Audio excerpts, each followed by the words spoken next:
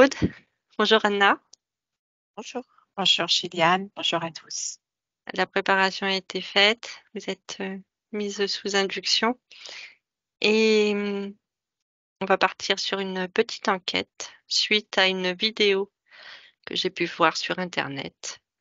Comme quoi on entrerait dans l'année du Vishap, selon le calendrier byzantin, qui est un calendrier lunisolaire et qui serait issu de la création du monde. D'après ce calendrier, on serait en 7533. Alors, 7533, ça porte le nombre 18. Ça n'a rien à voir avec la numérologie. Par contre, c'est un nombre de contraction et de vanité. Et comme c'est l'année du Vishap gris, c'est une des plus anciennes créatures qui ressemble à un dragon. Un dragon gris. D'accord? Est-ce que vous en avez déjà entendu parler? Non, Non? Eh non. ben, ça tombe super bien alors. Pour la Est-ce petite que je... histoire, Hmm. le Vishap gris, ça représente l'équilibre entre le bien et le mal, donc entre le noir et le blanc. Dans la Bible, c'est le gardien des abysses, le gardien des trésors et des connaissances. Il serait né de l'amour de la mer et du soleil. Vishap est un médiateur entre l'homme et les dieux. L'année du Vishap est favorable aux ambitieux et aux courageux. Il aiderait donc les héros. Ok? Oui, La première information, quand tu as prononcé le mot Bishop, c'est ça? oui, En fait, ce que j'ai vu, c'est comme une expansion, un être de forme humanoïde qui tend les bras et qui fait un V comme ça et qui honore les cieux et qui regarde quelque chose de beaucoup plus grand que lui.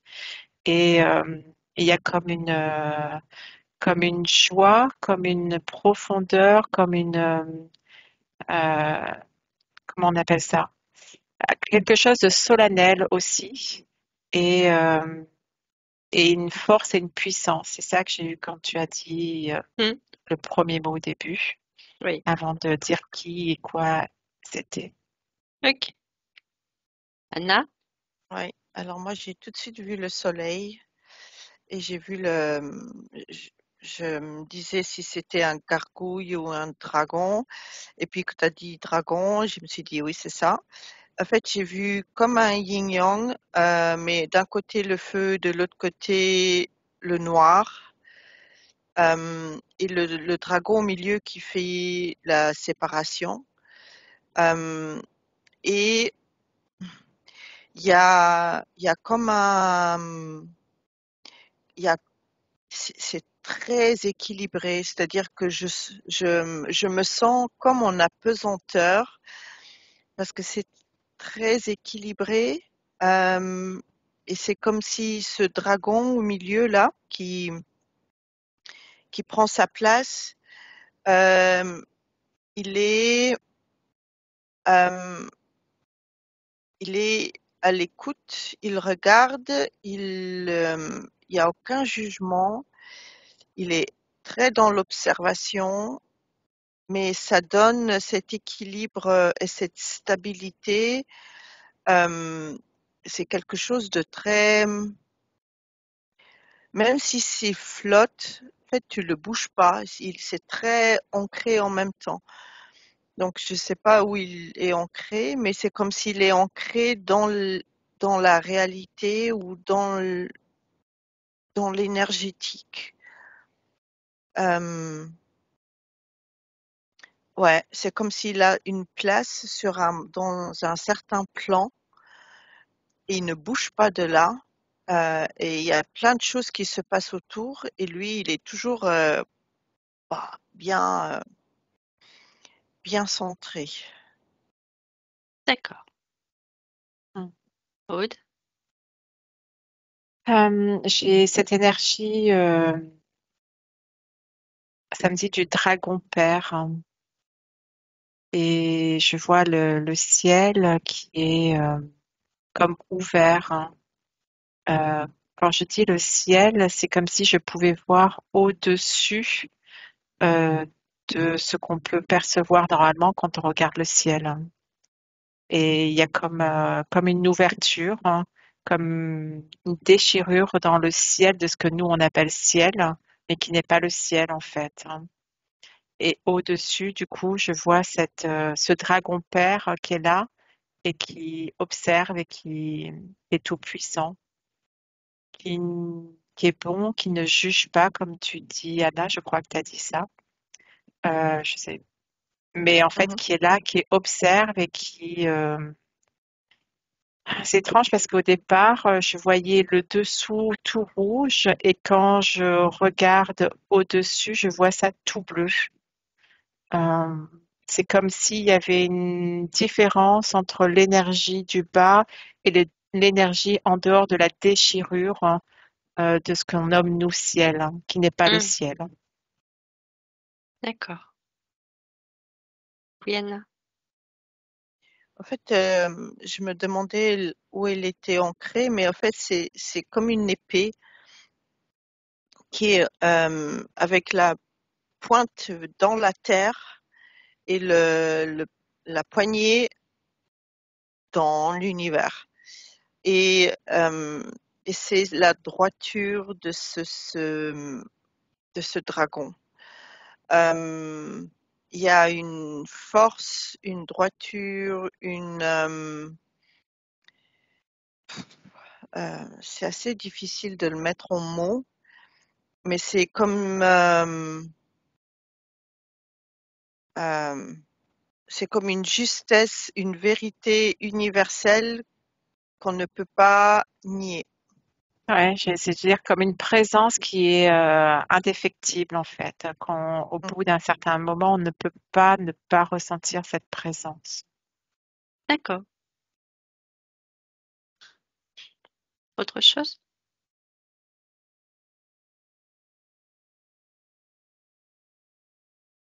Non, pas pour moi. D'accord. Anna? En fait, je le vois comme s'il fait des allers-retours le long de cette épée qui, lui, aussi, ou si c'est juste son énergie qui fait des allers-retours. Et il y a comme et je vois une couleur bleue qui descend, et ça reprend un peu les couleurs que tu voyais. Il y a la couleur rouge qui remonte et la couleur bleue qui descend. Et C'est joli. c'est quand je vois le tout, d'un côté le feu du soleil, de l'autre côté le sombre de la nuit, ou peut-être avec des étoiles, le serpent au milieu, cette épée avec les couleurs, waouh! Ouais, J'ai dit, d'accord. waouh, c'est très beau. Alors, par rapport à ça, il y a effectivement des écritures anciennes où il y a certaines prédictions pour l'année 2024. Et si vous le voulez bien, on va aller voir quelques-unes. Vous êtes prête? Mhm. Mhm. Alors, les mers du Nord préparent une surprise insolite. Je continue.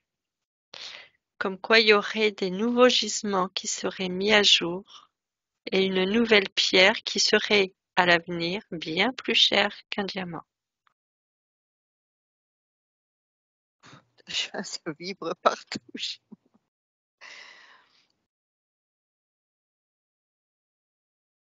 Que tu ressens, Aude? Les abysses, euh, comme si, euh, comme s'il y avait un accès à la terre qui n'est pas la terre, hein. Comme s'il y a des abysses qui s'ouvraient et qui nous montraient l'intérieur de ce qu'on croit être la terre. C'est étrange parce qu'il y a ce qu'on croit être le ciel, ce qu'on croit être la terre, hein. Et c'est comme s'il y avait beaucoup de croyances qu'on nous avait inculquées, que là, il y a des choses qui qui vont être révélées, mais pas pour dire elles sont révélées, qui vont être ressenties dans l'énergie des gens sans passer par le corps mental, mais où cette énergie va permettre aussi à ce grand réveil, hein. va permettre aux cellules de, de capter en fait ces énergies. Pour l'instant, j'ai pas l'information de la pierre, j'ai pas été voir, mais je vois ces abysses et autant le faux ciel s'ouvrait et autant la fausse terre s'ouvre en fait. D'accord. En même temps, on dit qu'il est, je ne sais plus où je l'ai vu, qu'il est effectivement le gardien des abysses. Ah, Mhm. Donc oui, ça matche bien. ok. Anna, tu voulais dire quelque chose? Ouais, en fait, c'est comme si la pointe de l'épée, je la vois descendre du ciel. Elle vient se, elle vient fendre la terre et elle vient se positionner quelque part. Euh, et il y a comme comme pas un éclair, il y a comme euh, comme une explosion de lumière, mais très courte, et il y a une onde qui sort de cette ouverture de l'épée, au fait, qui rentre dans la terre. Et donc c'est pas un tsunami, hein, c'est rien de physique, c'est purement énergétique. Et c'est comme une lumière blanche qui va venir comme un voile blanc très fin, très léger, qui va s'étendre à partir de cette ouverture. Je vais surfer, comme on dit, sur ce que vous venez de dire, puisque elle va avec une prédiction qui est les mondes des morts et des vivants seront encore plus minces. Donc que tu vois le voile, ça ne m'étonne pas. Et nous rêverons de plus en plus souvent de personnes décédées qui nous conseilleront ou nous suggéreront des choses. Et c'est fou puisque Hmm. vous voyez quand même, Ouais, je voyais moi cet abysse et le noir en fait, et je regardais si le noir était. Beaucoup ont peur du noir, mais là c'est un noir qui est positif, hein. Euh, c'est comme s'il y avait plus une confrontation à la réalité, à la non-réalité. Je vois comme si des gens allaient être perturbés de sentir leur croyance se démolir. Elle va se démolir en fait, hein. Ils s'attendent pas à ça, ils s'attendent pas à recevoir ce genre d'informations, à changer eux-mêmes sans savoir d'où ça vient. Euh, Et tu parles de l'épée, Anna, et quand je vois ça et quand j'entends, moi je la vois pas l'épée, mais j'entends l'épée, tu sais, ce qui est épée, et ça me hmm, remonte à libérer l'épée du subtil en fait. C'est ça que ça me montre, hein. Dans les croyances, libérer ce qui est épais de la croyance pour s'alléger et effleurer le voile du subtil, hein. J'ai la sensation qu'il y a, quand je regarde des individus, ils sont touchés sur leur troisième œil, hein, et ils ont plus de clairvoyance, ils ont plus de clair ressenti aussi. Euh, mais comme beaucoup, euh, ils ne comprennent pas ce qui leur arrive en fait, hein. Et ça a déjà traversé des êtres qui ont déjà vécu des petits éveils, des éveils, d'être dans cette transmutation de de leur sens, de leurs différents sens, de ne pas comprendre pendant un temps jusqu'à accepter en fait cette différence et accepter qu'ils étaient dans le juste en fait, hein. d'accord. Anna, En fait, je vois que ça a déjà commencé. Ça a déjà, c'est comme si ce, ce- il y a déjà eu des personnes qui, pendant des années, n'ont jamais rêvé de quelqu'un de leur famille défunt, d'un défunt, et que là, justement, dans, dans un rêve, il les voit, soit qu'il les touche là, soit qu'il les touche là. C'est comme si il y a une conscientisation qui se fait, mais et en même temps c'est une libération. Il y a, je vois pas ça lié à un travail de, de guérison mais il y a comme un il y a comme un lâcher prise et ça va être beaucoup plus léger que tout le travail qui a déjà été fait au niveau ancestral et tout ça d'avant, mais ça a déjà commencé. D'accord. Aude? Non, j'étais en train d'essayer de me repencher sur les mots que tu as dit par rapport à la pierre, qu'il y aurait une pierre qu'il vaudrait beaucoup plus qu'un diamant. C'est ça que la prophétie dit, c'est ça? Oui, elle dit qu'on va faire on va prendre conscience de suite au nouveau gisement mis à jour, une nouvelle pierre qui sera à l'avenir bien plus chère qu'un diamant. Mais tu vois, j'ai pas une pierre de la terre. Bah, si Ça c'est me un parle gisement, ça peut très bien être de l'eau, hein. ben, je vois pas de la terre, je vois de notre corps comme si on va conscientiser que notre cœur va être touché et qu'il est beaucoup plus précieux qu'un diamant. Ça, c'est comme une métaphore pour nous montrer que le Ah, côté matériel n'a plus la même valeur. Mm, Il y a comme il y a comme quelque chose qui est tranché par rapport au matériel, tu d'accord. vois. Mhm. ouais, Et je vois ça, le cœur, et je vois aussi au niveau du troisième œil encore notre cristal de perception qui est beaucoup plus précieux que... et c'est pour ça il y a beaucoup de choses qui sont ouais, faites pour qu'on oublie qu'il est précieux justement et pour le ternir, hein. Hmm. Et c'est plutôt dans des métaphores, je ne le vois pas dans la terre encore. Peut-être qu'il est dans la terre, mais pour l'instant, je ne le vois pas. ouais. Oui, En Anna. fait, j'ai plus ou moins la même information. C'est-à-dire que quand je voyais cette épée qui rentrait dans la terre et cette lumière qui sortait, en fait, cette lumière, c'est comme un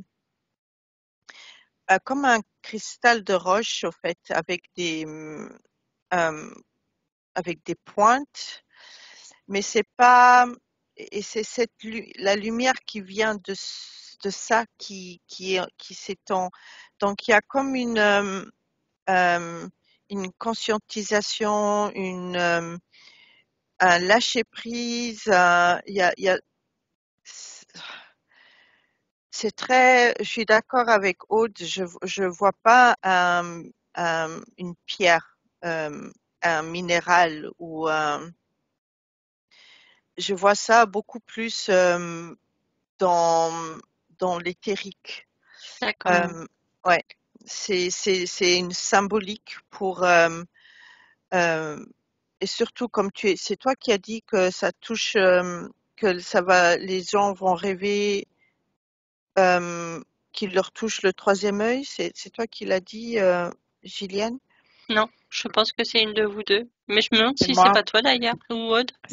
C'est moi Oui, qui l'ai parce que verbalisé. Mais parce qu'en fait, là, quand tu dis, excuse-moi de te couper, Anna, le tsunami, tu disais c'était pas un tsunami. En fait, si, c'est un tsunami. Je vois un tsunami énergétique qui vient et qui arrive vers nous et qui va Ah, nettoyer et qui oui, mais va c'est pas justement violent. changer Oui, ça.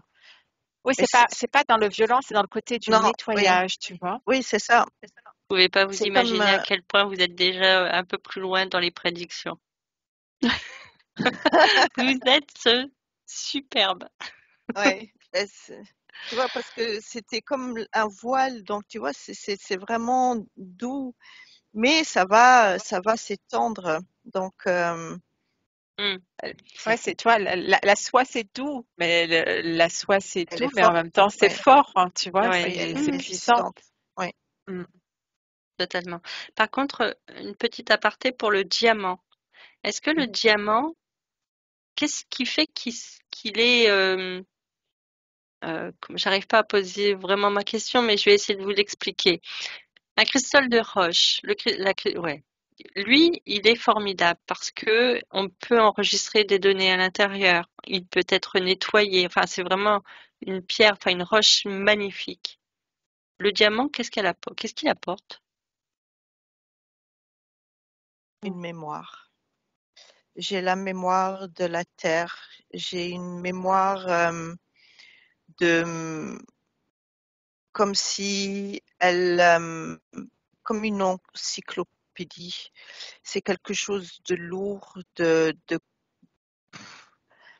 très concret, de plein. C'est plein de mémoire, c'est plein d'informations aussi. Et ça fait encore plus le lien entre la Terre, donc la 3D, et, et le subtil. D'accord. C'est-à-dire que son énergie, elle est par rapport au cristal de roche, c'est un concentré. Donc J'ai autant l'impression que le c'est plus faisceau, lourd. Bah ouais, mais j'ai oui, l'impression que c'est plus lourd. c'est plus lourd, mais tu vois, quand je vois un rayon de cristal de roche, je vois ce rayon, et le rayon du diamant, c'est infiniment plus fin que D'accord. le rayon du cristal de roche, mais il est, euh, je sais pas, il a une densité que le cristal de roche n'a pas. Aude? C'est un concentré d'énergie, ce que j'ai vu premièrement dans le diamant en faisant, outre mes connaissances sur la lithothérapie, puisque je taille les Oui. pierres, hein. J'ai jamais taillé un diamant, j'ai pas cette aptitude, j'ai pas de diamant à tailler, mais je voyais tout de suite comme la puissance, le laser, un concentré d'informations, une, une explosion d'énergie en fait, que Si je vous n'a disais que c'est pas un le outil, cristal. C'est un Comment? outil le diamant, il est dans plein d'appareils aussi. Il oui, c'est permet de vrai. couper, il a une puissance que n'a pas le cristal de roche. Euh, pour moi, c'est la fréquence du diamant. C'est plutôt basé sur quelque chose de fréquentiel. La D'accord. fréquence du diamant se rapproche à la pureté du 333 en fait, presque. Euh, du cœur, en fait, une fréquence du cœur. Mais Hmm. le cristal de roche, je pourrais pas te donner un nom, mais je vois une fréquence beaucoup plus basse, hein. Ce qui ne veut pas dire que l'un est moins bien que l'autre. Là, je parle juste au niveau des Hum, fréquences, d'accord? Et ça a un faisceau, le diamant a un faisceau de lumière qui pointe très très très loin. Et le cristal de roche va être un émetteur, un récepteur sur une zone bien déterminée. Il ne va pas pointer aussi loin, il ne va pas avoir une aura aussi Ouais, large. très bien ouais, expliqué. Hmm. oui, c'est ça. Ouais. Ouais. Ok. Alors, il est dit également que l'on va constater cette année des aurores boréales à des endroits peu communs. Je pense que c'est déjà fait, hein, parce C'est que déjà fait. Oui, c'est en déjà fin C'est d'année, il me déjà fait. semble que une de nos connaissances en avait vu par chez elle. J'avais été même très étonnée. Hum, C'est déjà fait.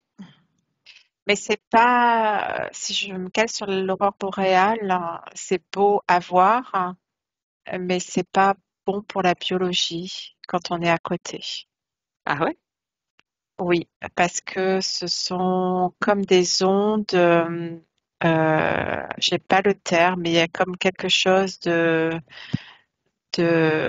dans l'atmosphère qui crée ces couleurs d'aurore boréale, un peu comme le nucléaire. Et je sens que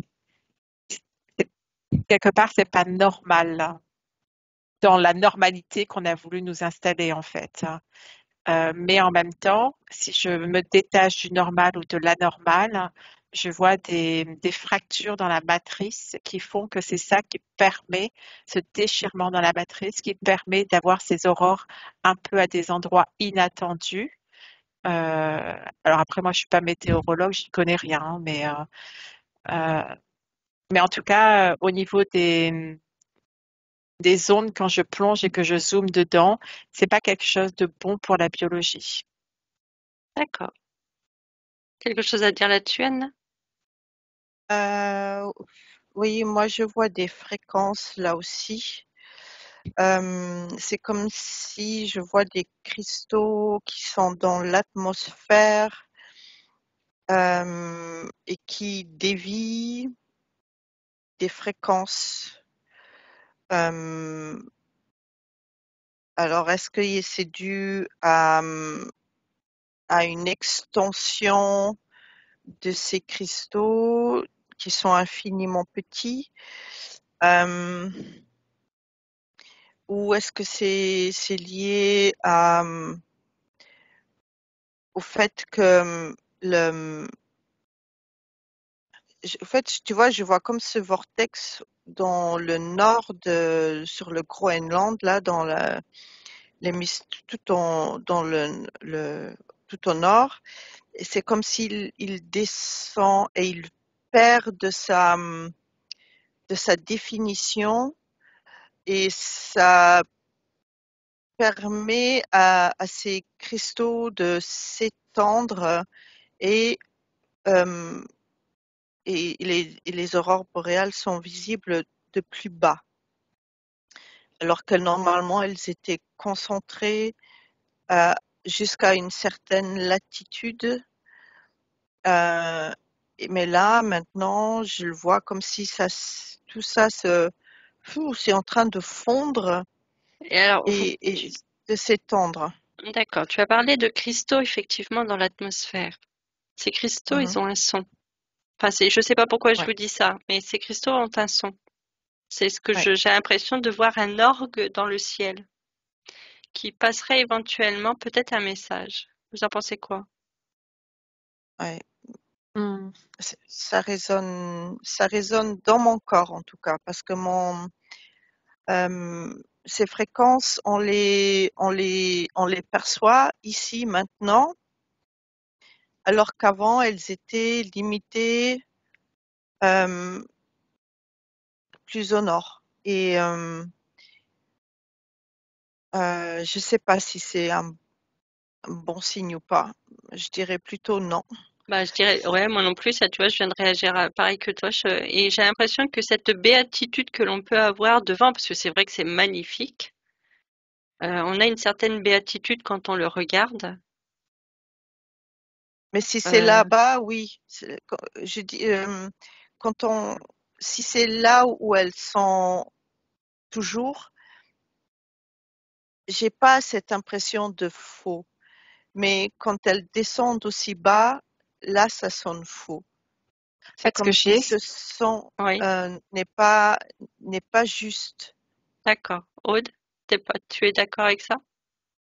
Vas-y, dis. je sais pas. Ce que je veux dire, c'est que je sens en fait que c'est comme un dôme, le dôme au-dessus de notre Terre, en fait, ce dôme qui est présent. Eh bien, je vois comme s'il il s'effrite et qu'il s'affaisse, et que à certains endroits où il commence à s'effriter, c'est là où il va y avoir ces fréquences. Je suis d'accord sur le fait qu'il y a des cristaux, puisque ce dôme est constitué de cristaux qui essayent de retenir des mailles et de retenir le dôme. Et qu'à chaque fois qu'il y a un déchirement du dôme, les particules des cristaux qui s'effritent et qui vont former ces couleurs, c'est ça qui est un peu comme radioactif pour les humains, qui est pas bon en fait. Et en même temps, c'est bon parce que le dôme s'effrite. Hmm, Tu vois, il y a les deux. oui, les deux C'est polarités, c'est bien c'est un comme mal pour un bien. voilà, c'est comme le chaos est nécessaire pour que la vie puisse Hmm, survenir. d'accord. Ok. Je continue ou vous avez autre chose à... C'est bon pour Non, vous? Ok. Ça sera également l'année de tremblement de terre qui fera déborder fleuves, rivières.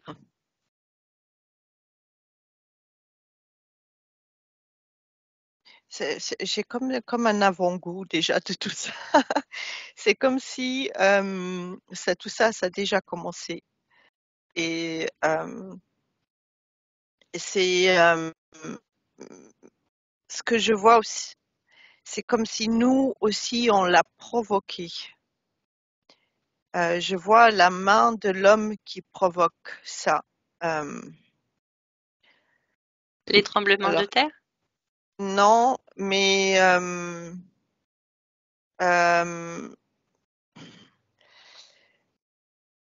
je sais pas comment le définir. Il faut que je Écoute, regarde ouais, plus, vas-y, plus en profondeur. Voilà. vas-y, je te laisse le temps d'aller voir.